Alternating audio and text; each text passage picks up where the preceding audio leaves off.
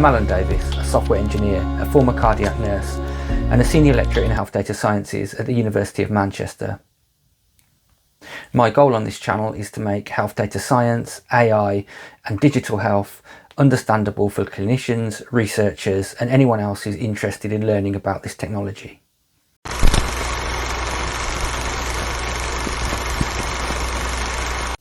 So I'm going to start talking about functions first of all in their mathematical sense before I move on to discuss functions in a coding context. So in mathematics, a function describes a relationship between inputs and outputs, and you'll often see them written in math notation like this or like this. We pronounce this f of x. So this is a function called f, and its input is called x, the variable x. In this case, when an input is provided, the function squares that number. Although we often see things like f of x, this could in fact be any combination that we would like. Often you'll also see things like g of h and so on and so on. But f of x is widely used in textbooks. So we can implement a function like this using Python with the def keyword that stands for define. And you'll notice that after we place the colon in that first line, all the rest of the code is indented, so pushed in to the right somewhat. And what this does is it denotes that that block of code belongs to that function. So everything that's indented under the colon sign will be part of that function block. There are also other kinds of functions that you might come across in a mathematical context. These include things like piecewise functions. So these are functions that use different formulas based on different input values. So this is what it looks like in mathematical notation, for example. So what this is saying is we have a function called f of x, and if the input value x is even, then we're going to square that number. But if the input value x is odd, then we're going to do something different instead. We're going to add 5 to that initial value. And again, we can implement these kind of functions in Python fairly straightforward.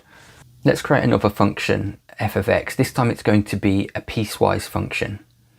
So we're going to create that function that we saw earlier. So we're going to use the modulus operator. This is checking if the division by 0, so halving something, leaves any remainder or not.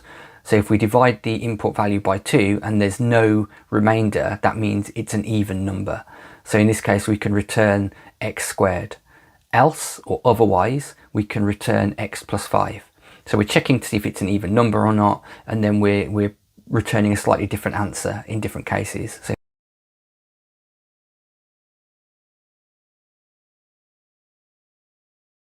if I pass in an even number like 4, I get 16, so I'm squaring that number. But if I pass in a number like 9, it will add 5 to that value, giving us a number such as 14. We also have functions called composite functions, and this essentially is, you can think of this in a couple of different ways. One, it's like chaining different functions together, where the output of one function is the input of the next function. That's how I like to think of them. So essentially what you're doing is you're passing in the output of a particular function into the input of the next function, and so on, creating a chain of functions. So here's an example where we have 3 functions, g of x, f of x, and h of x. G of x takes the absolute value of the input, so that will remove any signs. So if it's -5, it will just be 5, for example. And then it takes that output and puts that into the input of the next function, and that will multiply that value by 3. And then it will take the output of that and put that into the next function, which will divide that by 2, so halve that value. So here's an example with a real number. So instead of x, we pass in -5. So g of x becomes g with an input of -5. The absolute value of -5 is 5. So that then becomes the input for f of x. So 3 multiplied by 5 is 15. So that's returned from f of x and is the input for h of x. So we take 15, we divide it by 2, and that gives us 7.5. So this is a way of chaining together multiple functions. This is called composite functions. And with a composite function, we always start from the inside out. So the function in the center is run first, and then you move outwards from the center outwards, which is shown here in red. So as you can see here, we do g of x first, then f of x, and then finally h of x. And you've already seen some examples of this already in Python, where we did things like using the print function and then using the type function to output the type of a particular variable. So we're using something like a composite function there. So a function that will do something such as get the type of a particular variable like string or int, and then that is returned to the print function, which then displays it on the screen. So let's go ahead and create those three functions we saw earlier for the composite example. So here's my f of x, which returns 3 times x. Then I've got my g of x, and this is going to return the absolute value of that number. And to do this, I'm using the absolute value function, so the ABS function. And then finally, I'll create my h of x, which is going to halve the value. So I'm going to return x divided by 2.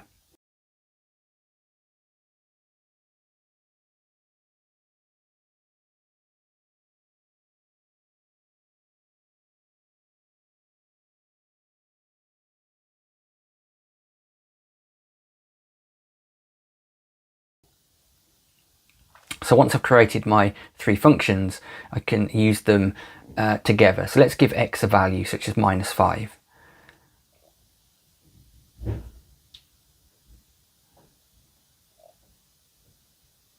And here I'm going to call all three functions bit by bit, passing in the value x. And you'll notice when I run this, I get an error, incomplete input. So I'm missing an extra bracket. I've got too many brackets on the left and not enough on the right.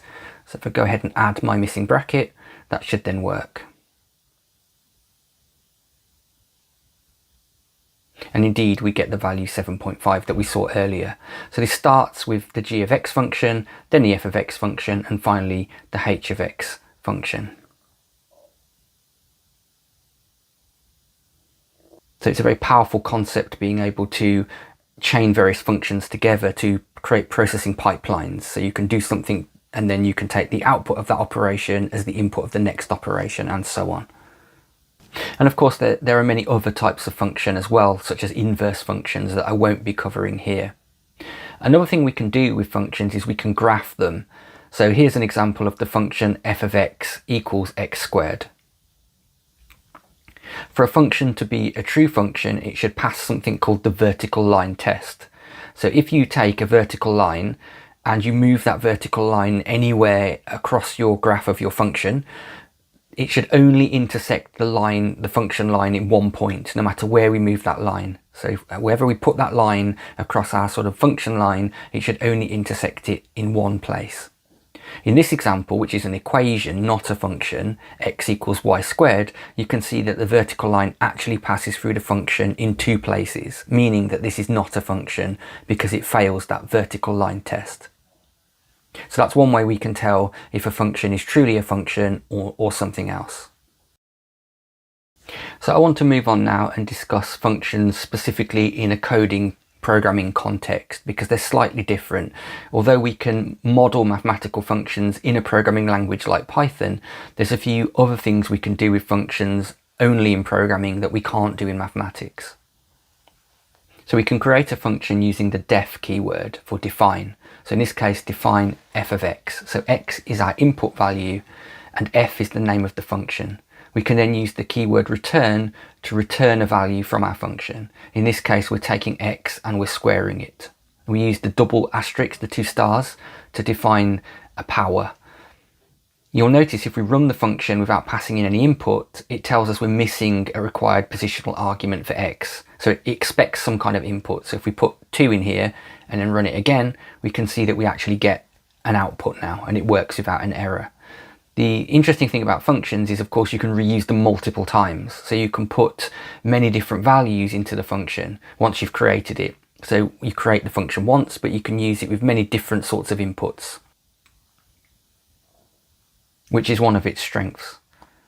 And of course, we don't have to call this f of x. We could call it something else as well if we wanted to, as we explained earlier. So I could go ahead and change this to g and change x to h, but I have to be consistent and change it in other places. So now x is h has to be changed in both places. And of course, when I'm calling the function, I also need to call it g instead of f now. But you'll see it works in exactly the same way as before. So we can change it in many different ways.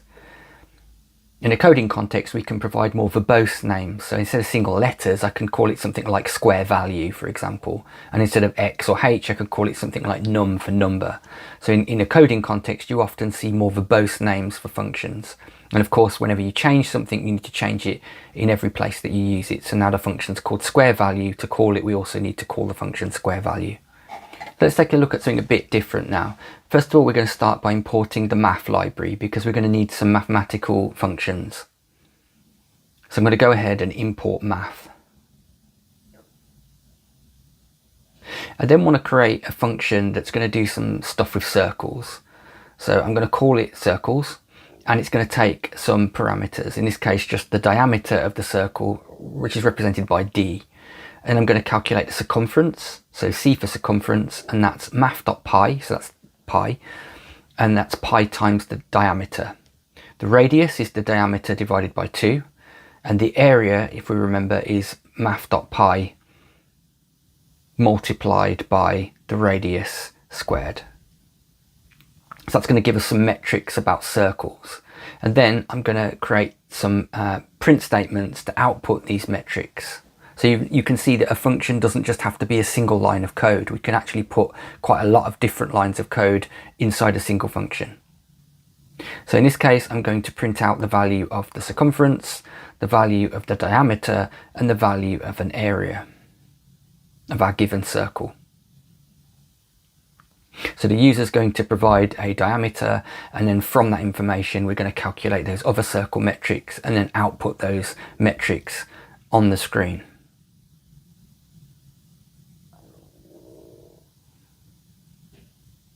So you'll see here that I've called, when I try to run my function here, circles, and pass in a value, I'm going to get an error because I've written area and area hasn't been defined. I've called it A. So I need to change area to A to make it match.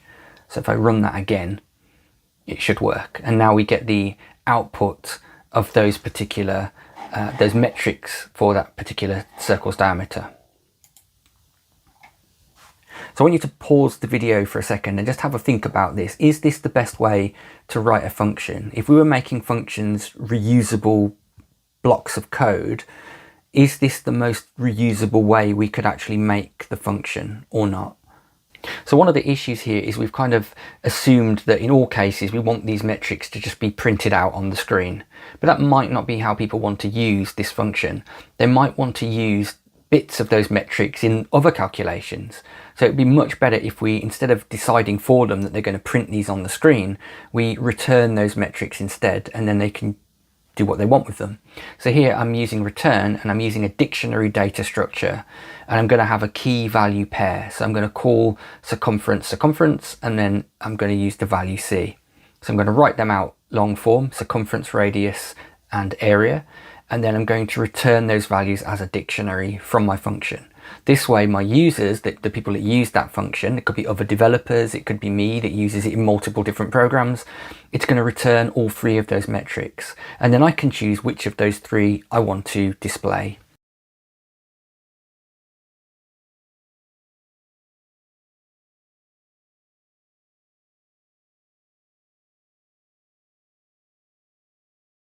So if I run circles, you can see outputs all of those metrics there as a dictionary.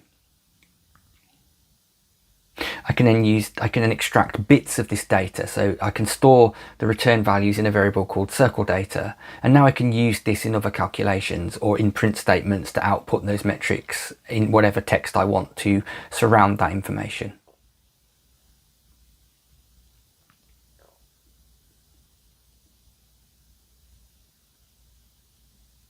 I can access individual elements like so. So circle data area will just give me the value for area, or radius, just the radius, and circumference, and so on.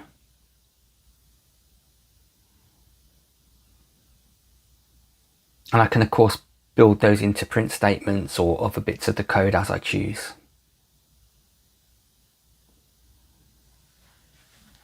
So in this case, I'm going to output the circles area in a print statement saying the circle's area is, and then the value of that area, and then in meters squared, if that's the units that I'm using. And there we go. You can see we're outputting that metric as part of a bigger print statement. So this function is now much more usable. It's got much more scope to be used by different people in different places and in different ways than when I make decisions for the user of that function, such as they always want to print out those particular metrics. Another thing that you can do in coding is you can pass in multiple parameters. We don't just have to pass in a single value, we can pass in multiple values. So here's a simple function that adds two numbers together. So parameter 1 is called num1, parameter 2 is called num2. And then I can just return the sum of num1 plus num2. So now when I call that function, passing in some values, say 5 and 2, and hit enter, it's going to produce the sum of those two values. So we can add multiple values to a function, and we can reuse that function in many cases with different input values. Obviously this function only works for two values. If we start to add a third value, we get an error. It says takes two positional arguments, but 3 were given. So I'd have to come in here and add an extra parameter, num3, and then add that to my calculation, and it works. But what about situations when you're not quite sure about how many inputs you're going to have? A real calculator is not set to 2 numbers or 3 numbers. You can add any number of numbers together. Well, in Python we can use something called star args. So this is a variable number of arguments that you can pass in to a function. So we can modify our function like so, using the star args parameter. So here I'm going to create a sum for my numbers and set that to 0. So that's just going to be a value that starts at 0, but it will be the value of all the numbers added together. Then I'm going to use a loop that's going to go round for all the different numbers, all the different values in my arguments that are passed in. And then I'm going to simply add them together.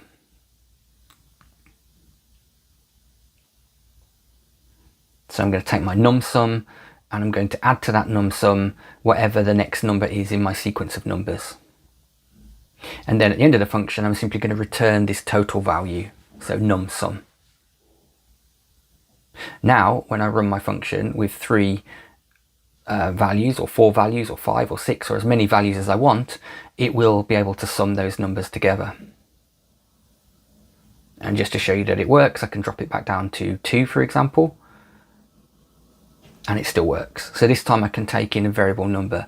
This plus equals, by the way, is shorthand for saying num sum equals num sum plus num. So that's basically saying take the value of number and add it to num sum, and then stick the whole thing overwriting the original num sum variable. So a shorthand way of doing that is plus equals. So it means the same thing, it's just a shorter way of writing that.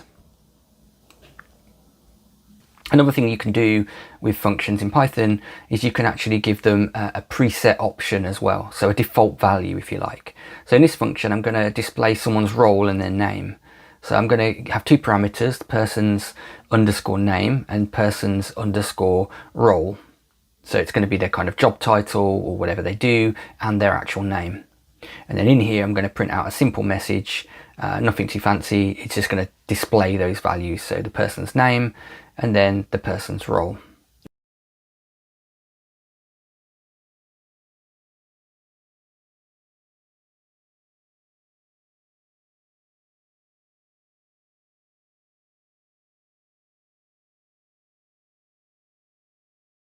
Or I might want to swap that around actually and put the person's role and then the person's name, because that's typically how we do it. And now when I call that function, just to show you an example, I could pass in for the person's name, someone's name, for example, my name, Alan, and then my role could be lecturer, for example. And when I hit enter, it's just going to say lecturer Alan. But one of the things we could do here is give a default value. So if I go ahead and put equals scientist here, that's going to give the default value of scientist to a person, unless that person overrides it. So at the moment I'm overriding that by providing lecturer. So David is a lecturer still. But if I remove the second option, the second parameter, so I can still override it, I can call David a carpenter or a cleaner or something else, but if I remove that entirely, it will use the default value. So now it's defaulting to scientist. So I can use default values for default parameters, Again, if we're talking about machine learning or some algorithms, we can have default parameter settings by default, but then you can override them if you want to. So in this case, simple example, but we're choosing that everyone's a scientist unless you override the system to tell it otherwise. So you might want to, use functions to modularize your code. So in this case, I'm going to create several functions to do different things in my code base. So one function might open the data sets, another function might clean the data, another function might visualize the data, and so on. I'm using the pass keyword because if you don't have some content to your functions in Python, it generates an error. So pass is just a way of kind of putting in a fake placeholder that Python ignores. And this is called stubbing out functions. So often when you design software, you might go ahead and stub out the functions. So these are the functions that you're going to have, and then a developer will come along and then actually add specific values to those functions. And then I could call those functions to create a data pipeline. So I'll open the data, I'll clean the data, I'll visualize the data, and then there might be other analysis steps and outputs and so on and so on. So this is a way of modularizing your code as well using functions. And then that way we can just run certain parts of the code as well if we've got problems or errors, so we can narrow down where the problems are occurring.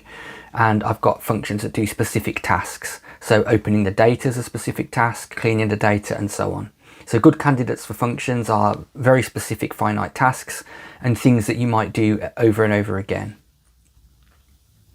It's also quite common to add comments to your functions in Python, and we do this with something called a doc string, and it uses two sets of triple quotes, and it is placed just underneath the name of your function, typically with a capitalized first letter and a full stop at the end. So this is a way of commenting what your function actually does, and the help function actually picks up these doc strings and displays them when you call help on your particular functions. So you can see how you might go ahead and sort of create the skeleton for some code that you're going to write, and then go in and fill in the detail for that.